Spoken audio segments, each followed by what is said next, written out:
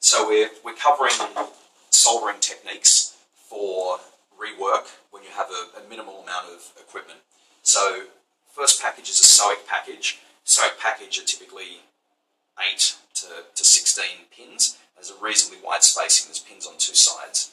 So to solder a SOIC package, take the solder paste and you put one very fine line on each side.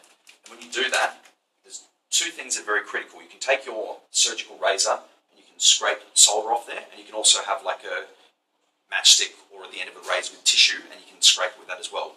You never want to get solder paste into this region here. You never ever want to get it in the middle, because what happens is it's SOIC is fine, but the finer you get, the more it causes problems, because what happens is that melts under there and turns under little balls. And if that little ball goes there, it can short those two pins. So you always want the line of solder along there like that, along there like that, and along there like that. And then you take your tweezers, you put the chip on top of the thing, you know, carefully line it up until the pins are aligned, and then the SOIC is really easy. You take the back of your tweezer, you put the tweezer on top, you get your wedge bit, and you actually do 2 pins at a time. So you just go, get the wedge so it's flat, and with the flat wedge, you do 2 pins, 2 pins. And then same, you actually turn the printed circuit board around, and then you do 2 pins and 2 pins, pulling away from the device. And then what that does is it's not about soldering each pin, it's about reflow. So they put this in an oven to do it in the big factories, and the solder melts, and the solder is attracted to the actual bare metal. It goes around the bare metal. Anything that's just on the epoxy will turn into a little ball, and you wash that off afterwards. But what you'll find is it actually sticks to the soldering iron, so you'll end up with almost 0 on the epoxy.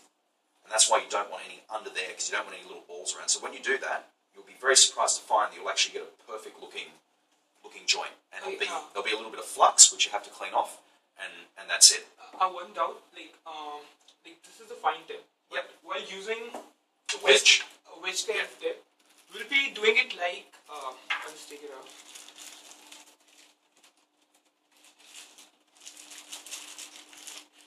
We'll be using it like this, keeping it flat. Yes. Or we'll be doing it. No, keeping it flat. Keeping it flat. Yeah. So the thing is that what you might be doing, you might start by doing 1 pin, but depending on the pitch of the components and the size of your wedge, you might be doing 2 or 3, or if you've got a big wedge and it's a very fine pitch component, you might actually be doing 5 or 6 pins at a time.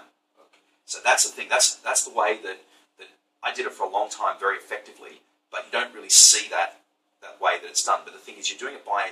The other thing is when you're doing it with the wedge tip like that, you're doing it by feel more than by sight.